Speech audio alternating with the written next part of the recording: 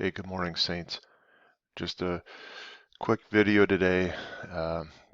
Just kind of having fun, I guess, a little bit, taking a look at allegories and types, antitypes. I'm just wrapping up some of this teaching at my church, and I thought I'd finish it with, an hour of taking a look at some types and antitypes and allegories in the Bible and get everybody involved. And so I thought I'd bring a couple more in with me for this weekend. And just doing a search, I ran into this article in Bible.org, and they're teaching the four levels of interpretation from the Hebraic perspective. The Sod and Remez and Drash, and um, those those levels of interpretation are pretty well known.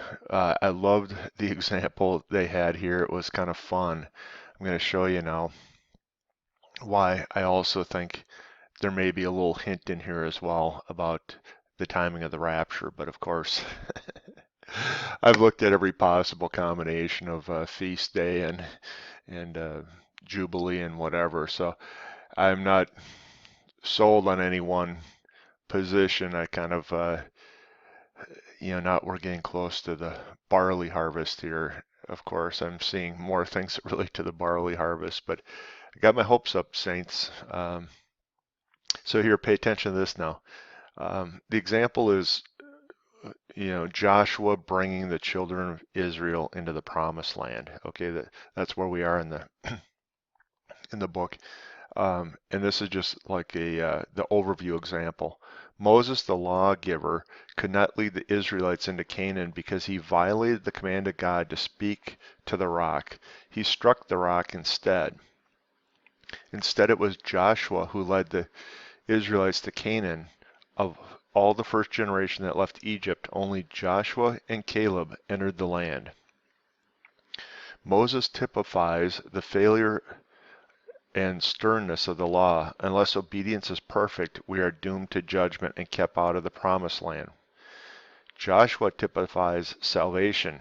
Not only did Joshua and Caleb enter the land because of their faith, but Joshua's name means the Lord of salvation, the Lord's salvation. It was the Lord's salvation that led the Israelites into the promised land. Caleb hints at the salvation of the Gentiles. Caleb means dog, a euphemism for Gentiles, a remez of the coming salvation of the Gentiles by faith. So that was neat. I didn't know this part about Caleb. Matter of fact, Pastor Patrick did a video several weeks ago using this entry into the promised land as a model or a type of the rapture of the church. And I thought that was pretty cool. I was stretching on that one because I thought, well, isn't it more a model of when Jesus leads the children of Israel out of Basra back into the promised land for the last time to set the millennial reign?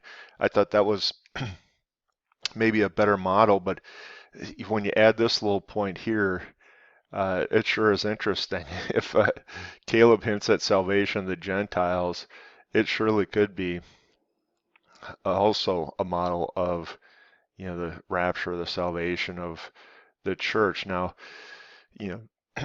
sorry, most of you know this, but Joshua's name actually in the Hebrew is Yoshua, and in a shortened version also used in the Bible, it's Yeshua, the same as Jesus. And so the typology there is very tight between Joshua and Jesus, and this isn't the only place, for instance, in the book of Joshua, where those types play out in an interesting way. But let me just point you now to some passages. So I came into Joshua and I just was rereading last night before I went to bed, and I got into chapter 4 and a couple of things were kind of cool. The first thing is several places in chapter 4, you get this phenomenon when Joshua is leading the children of Israel over the Jordan, which had been dried up by a miracle. They pass over, And even in the King James here, they capitalize Passover, I guess, so you don't miss it. But it happens several different times here. Go ahead and, read down through chapter 4 and chapter 5, and you'll see Passover, Passover, Passover is emphasized. And in Joshua 4:19, you see maybe why here. And the people came out of the Jordan on the 10th day of the first month, and well, the first month is Nisan by this point. And so 10th day is actually Palm Sunday, right?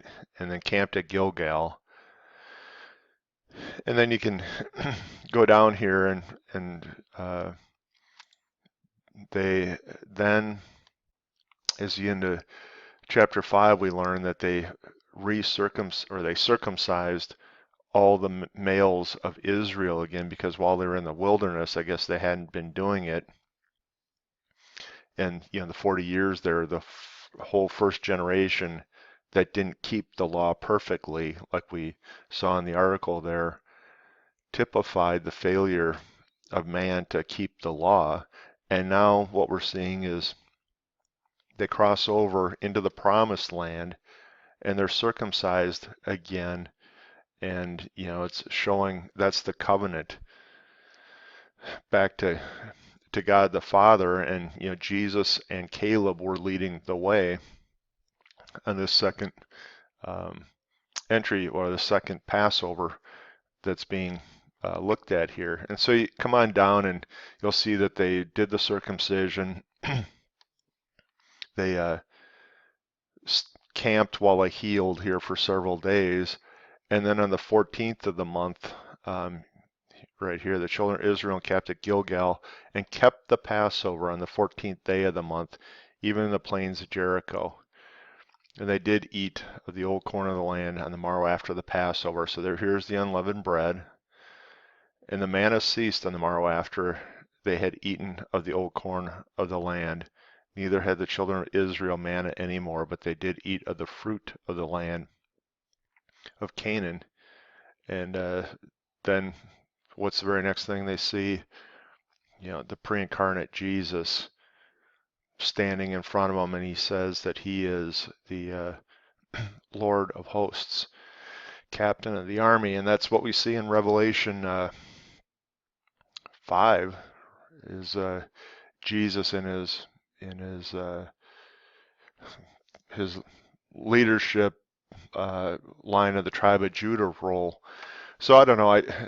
It's the Passover timing again. It's potentially a little hint at the rapture, with Caleb representing the Gentiles coming with Yeshua into the promised land at the time of the Passover. So I hope that was cool for you. And I'm just excited, saints. We are anxiously awaiting the return of our Lord, but we just gotta keep busy and